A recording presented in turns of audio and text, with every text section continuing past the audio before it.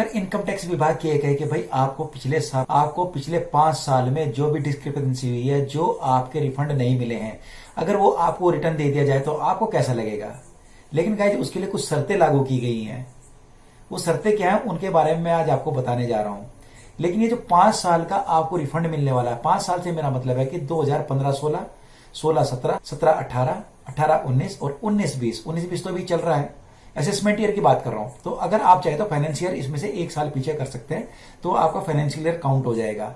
अगर आपने इन पिछले 5 सालों में कोई भी रिफंड लेने में अगर आपको दिक्कत आई है, या आपने उनको वेरीफाई नहीं किया है, या आपने समय से लेट भरा था, उन्हें कोई डिस्क्रिपेंसी हो गई थी, या किसी कारणवश आप उन रिफंड्स के लिए ई वेरीफाई नहीं कर पाए थे, या फिजिकली अपनी कॉपी नहीं भेज पाए थे, तो उनके बारे में भारत सरकार ने एक निर्णय लिया है। वो निर्णय क्या है वो मैं आज आपको बताने जा रहा हूं। तो गाइस, स्वागत है आपका मेरे YouTube चैनल ज्ञान कुंड में। मैं आपका दोस्त और होस्ट मुकेश कुमार। आज आपको इसी विषय पर मैं पूरी जानकारी देने जा रहा हूं। गाइस, उसके लिए चलना होगा आपको मेरे लैपटॉप के स्क्रीन पर। लेकिन सबसे पहले हमेशा की तरह आपका आशीर्वाद। जो इस चैनल पर नया है, चैनल को सब्सक्राइब कर दीजिए, और जो पुराने वाले सब्सक्राइबर हैं उनसे निवेदन है कि लाइक कर दीजिए और दोस्तों में शेयर कर दीजिए, ताकि ऐसी महत्वपूर्ण जानकारी सबको मिल सके और सब इसका फायदा उठा सके। चलते हैं लैपटॉप की स्क्रीन पर।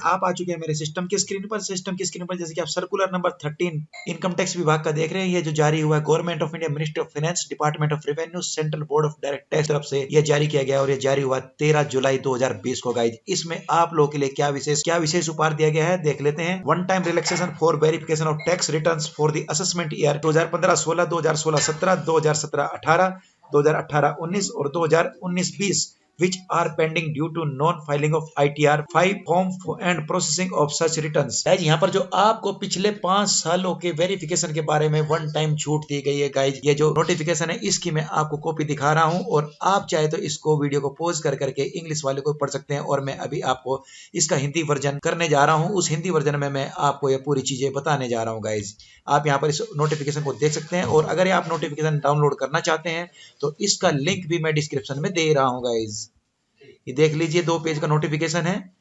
और अब हम चलते हैं इसके हिंदी वर्जन पर। गाइस, जो आपकी स्क्रीन के ऊपर है इसका हिंदी वर्जन है। हिंदी वर्जन जो बताया गया है कि इसमें जो आपकी असेसमेंट ईयर 2015 से लेकर के 2019-20 तक की असेसमेंट ईयर जो आईटीआर फाइल न करने के कारण लंबित हो चुके हैं, यानी कि जिनके रिटर्न्स अभी तक रिफंड नहीं हुए हैं, उनके बारे में यह अधिसूचना दी गई है।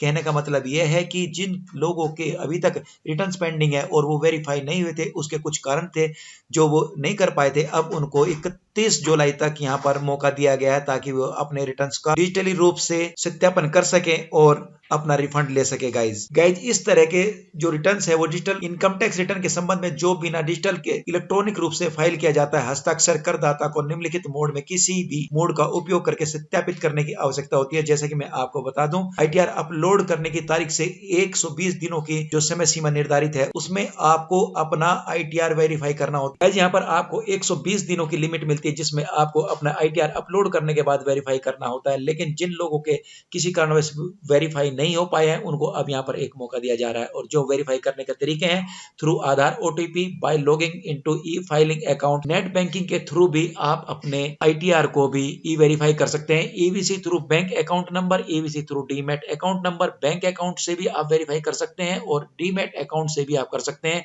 ईवीसी थ्रू बैंक एटीएम, आपको कहीं और मौका नहीं मिल रहा है तो आप बैंक एटीएम पे जा करके भी अपने आईटीआर रिफंड को वेरीफाई कर सकते हैं। गाइज, और लास्ट में एक ऑप्शन बचता है, अगर आपके पास सारे ऑप्शन खत्म हो जाते हैं तो आप अपने ITR 5 की फिजिकल कॉपी को CPC बेंगलोर को भी पोस्ट कर सकते हैं। जिन लोगों को इस संबंध में देरी हो गई थी, उन लोगों को यहाँ पर एक मौका दिया गया है। और यहाँ पर CBDT ने बताया है कि इस तरह के बहुत सारे हमारे पास पेंडिंग पड़े हुए हैं, जिसके कारण इस संबंध में CBDT भारत सरकार की नॉलेज में एक नोटिस लेकर के आई है, जिनमें उसने भारत सरकार को यह बताया है कि आप जिनके आईटीआर पेंडिंग है उनको एक मौका दिया जाए, जो अभी तक वेरीफाई नहीं कर सके हैं उनको वेरीफाई करने का मौका दिया जाए। और इस तरह से तकरीबन लाखों इनकम टैक्स रिफंड पेंडिंग पड़े हुए हैं। इस संदर्भ में करदाताओं की शिकायतों के समाधान के लिए एक बार के उपाय के रूप में पहले के मूल्यांकन वर्षों के लिए ITR V को न भरने और इस तरह के रिटर्न को नियमित करने से जुड़ा हुआ है, जो या तो गैर स्थापन हो गया है या गैर दाखिल या गैर रसीदी के कारण लंबित रह गए, यानी कि किसी न किसी रीजन से वो पेंडिंग रह गए हो या किसी कारणवश वो रिजेक्ट हो गए हो।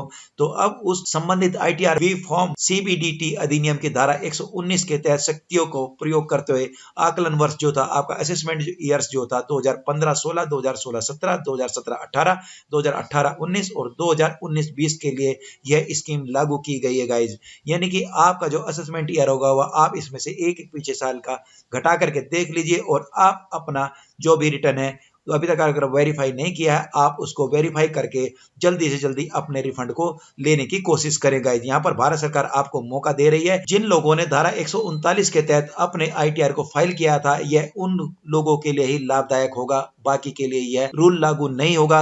और जिन्होंने अपने टाइम फ्रेम के अंदर ITR को अपलोड किया है वो अपने ITR का ई-वेरिफिकेशन भी कर सकते। और यह जो आपको समय मिल रहा है 30 सितंबर 2020 तक पूरा करने का यहाँ पर समय दिया गया है आपको गाइज। वेरीफाई नहीं कर सकते तो आप अपनी हार्ड कॉपी भी जल्दी से जल्दी CPC बेंगलोर को भेज सकते हैं गाइज। यहाँ पर जिन लोगों के इनकम टैक्स रिफंड डिफेक्टिव हो गए थे उन लोगों को भी दूसरी प्रतिलिपि भेजने का यहाँ पर मौका दिया जा रहा है। दोबारा से भरने की आखिरी तारीख है वो 31 दिसंबर 2020 तक है।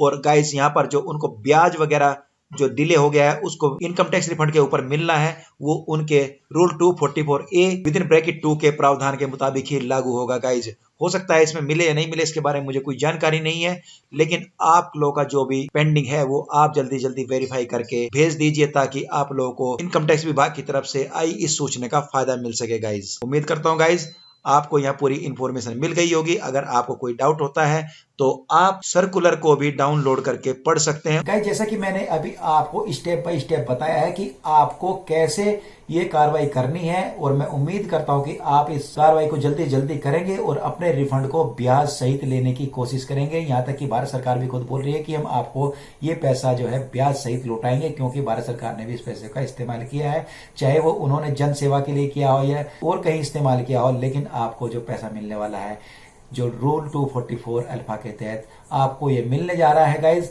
तो उम्मीद करता हूं कि जल्दी जल्दी अपने क्लेम को वेरीफाई करेंगे और फटाफट अपना क्लेम लेंगे। कमेंट जरूर करके बताइएगा जब जिसका पेमेंट आ जाता है, तो मुझे बड़ी खुशी होगी ताकि मेरी ये मेहनत सफल हो सके।